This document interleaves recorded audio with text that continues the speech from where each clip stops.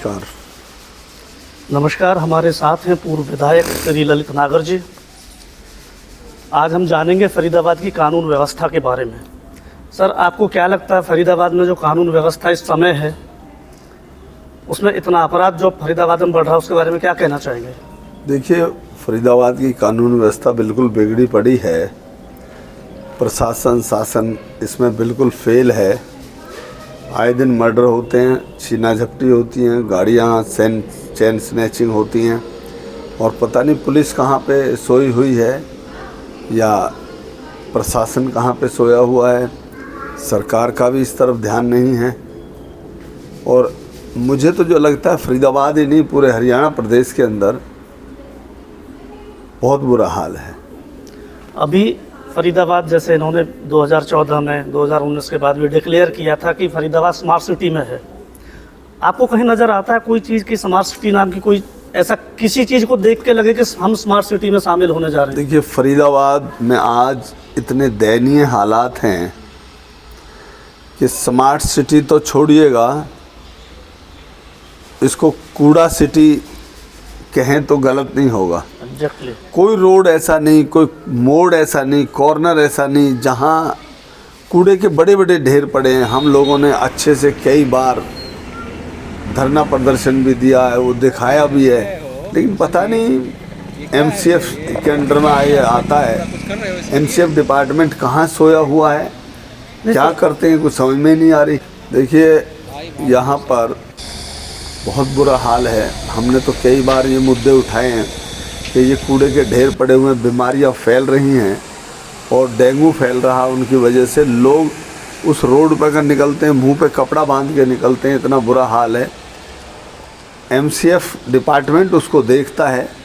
मान लिया कि पार्षद नहीं है, एमएलए हैं, ऑफिसर्स हैं, उनको करना चाहिए, लेकिन आज हालात ख़राब हैं और ऐसा लग रहा है जैसे जैसे चुनाव सिर पे आ रहा है, नज़दीक आ रहा है, बिल्कुल ये ढीले पड़ते जा रहे हैं। जहाँ तक फरीदाबाद स्मार्ट सिटी की आपने कहा, कई सौ करोड़ रुपए इस स्मार्ट सिटी के नाम पे फरीदाबाद में आया है और फरीदाबाद में वो कहीं लगा हुआ दिखाई नहीं देता। गिनती की केवल 2 रोड बनी हैं, गिनती की। एक फरीदाबाद ओल्ड से सेक्टर 17-18 का चौराहा और एक बड़खल से सेक्टर 29 वाला, और कोई ऐसा रोड नहीं।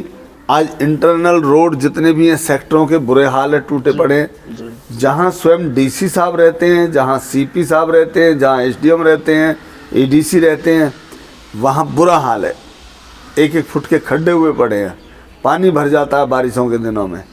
और इस स्मार्ट सिटी में बिजली की व्यवस्था अगर आप देखेंगे तो बुरा हाल। बिजली 4-4, 6-6 घंटे के कट लग रहे हैं, रात भर नहीं आती है। इतने लोग भयभीत हैं, इतने परेशान हैं कि जिसका कोई बयान नहीं किया जा सकता। और सर, सीवर लाइन का भी कमोबेश यही हाल है। जगह जगह सीवर देखते हैं, ढक्कन उठे पड़े हैं, सीवर लाइन ओवरफ्लो है, गंदा पानी लोगों के घरों में सड़कों पे जा रहा है। फरीदाबाद में सीवर लाइन लगभग 30-40 वर्ष पहले डली थी, 40 वर्ष पहले। आज वो बिल्कुल कंडम हो चुकी है। सीवर लाइनों के ढक्कन नहीं हैं। सीवर लाइन के ढक्कन नहीं होने के कारण मैन होल खुले पड़े हैं। मैन होलों में गाड़ियाँ डल रही हैं, बच्चे डल रहे हैं, बच्चे गिर जाते हैं, लेकिन इनका कोई ध्यान नहीं है। तो मैं ये कह सकता हूँ स्मार्ट सिटी, हमने बड़ा एक ख्वाब देखा था कि स्मार्ट बहुत सुंदर शहर बनेगा, बढ़िया चकाचक रोड होंगे, लाइटें होंगी, बढ़िया पार्क डेवलप होंगे, ग्रीनरी लगेगी रोडों के तो दोनों तरफ, लेकिन ऐसा कुछ भी नहीं है, कुछ नहीं हुआ। ये नेता और शासन प्रशासन सब खा गए। आपको यहाँ ध्यान हो तो 200 करोड़ रुपए के बड़े बड़े घोटाले हुए। अभी इसके बारे में मौजूदा विधायक कांग्रेस के जो है नीरज शर्मा ने भी अभी विधानसभा में मुद्दा उठाया है। विधानसभा में भी उठाया, यहाँ भी उठाया, उन्होंने तो फाइल भी ला दी। कमाल हो गया। मतलब एक जगह से दूसरी जगह तक के लिए कि भाई ये रोड पास हो गया और बन गया, और विड्रॉल कर लिए, पैसे खाते में आ गए ठेकेदार के में, वो पैसे हजम करके भाग गया। उस सड़क पे पता लगे पिछले 5 वर्ष से कोई काम ही नहीं हुआ, फाइलों में काम करा के पैसे खा गए। ये सबसे मनोहर लाल खट्टर जी के लिए सबसे बड़ा ये भ्रष्टाचार का सबूत है। अगर वो कुछ कर सकते हैं तो। ये ना केवल एक विधानसभा क्षेत्र की बात हम कर रहे हैं, ये ओवरऑल पूरे पूरे फरीदाबाद की शहर, बात है। पूरे फरीदाबाद शहर और की। कभी एक टाइम था जब फरीदाबाद में नगर निगम के काम होते थे, एक सिटी दिखता था 1984 और से 90 तक बहुत बढ़िया एक शहर दिखाई देता था। अब शहर तो बहुत बड़ा हो गया लेकिन इसमें कुछ काम नहीं हुए, बद से बदतर हालात हो गए। जहाँ देखो गंदगी के ढेर हैं। अभी ये इंदिरा कॉलोनी का जो मेन रास्ता है वहाँ जाने के लिए लोगों के लिए रास्ता नहीं बचता। देखिए इंदिरा कॉलोनी हो गया, पल्ला तिलपत हो गया, तिलपत रोड हो गया, उन गांवों में या उन कॉलोनियों में बढ़ने के लिए पहले 1-1 फुट पानी से गुजरना होगा। उन गांवों से पहले 1-1 फुट पानी भरा रहता हर वक्त, उनमें से निकल के जाओगे तो आप पहुंचोगे। छोटे छोटे बच्चे बेचारे स्कूल से आते हैं, लेडीज आती हैं, टीचर आती हैं, वो बेचारी हमने उनका बहुत बुरा हाल होता देखा है। और नेताओं का कोई ध्यान नहीं, प्रशासन बेलगाम हुआ पड़ा है। कमोबेश गांवों में पहले गांव बड़े सुंदर होते थे, आज गांवों के रोड की हालत बड़ी ख़राब है। 10-10 साल से रोड नहीं बने गांवों के। पूरे तिगांव विधानसभा क्षेत्र की मैं बात करूं, बहुत बुरा हाल है। मैंने अभी पिछले 10-15 दिन पहले अरुआ चांदपुर वाली रोड टूटी पड़ी है, खड्डे हो रहे पड़े हैं। फरीदाबाद से ददसिया, फरीदाबाद से महादपुर, किडावली, फरीदाबाद से मझावली, आज रोड सारे टूटे पड़े हैं, बुरा हाल है। लोग सोचते हैं, पहले दिमाग लगाते हैं कि उस गांव में जाना है तो किधर से निकले जो रोड ठीक होगा।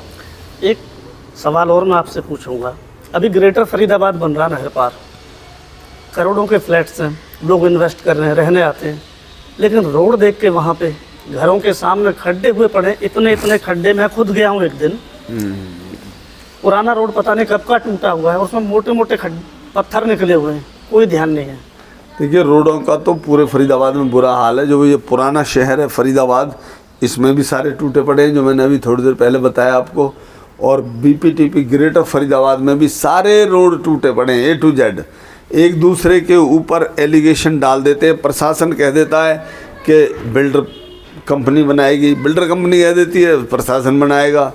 बेचारे रेजिडेंट्स आज पागलों की तरह घूम रहे। कितने लोग मुझे मिले जिन्होंने ये कहा कि फरीदाबाद में प्लॉट लेकर हम पछताए, अगर आप वापस जा सकते हैं तो मैं तो बेचने को तैयार हूँ। तो जब रेजिडेंट्स ये कह रहे हैं कि मैं फरीदाबाद आकर बसा हूँ और मैं पछता रहा हूँ, तो इससे और शर्म की बात क्या हो सकती है। धन्यवाद सर। Thank you. हमारे साथ से पूर्व विधायक श्री ललित नागर जी, उन्होंने फरीदाबाद की दशा पर जो आपको बताया वो बिल्कुल ठीक बताया है, बिल्कुल वैसी ही हालत है फरीदाबाद की। बहुत बहुत धन्यवाद सर। धन्यवाद साहब, धन्यवाद। Thank you.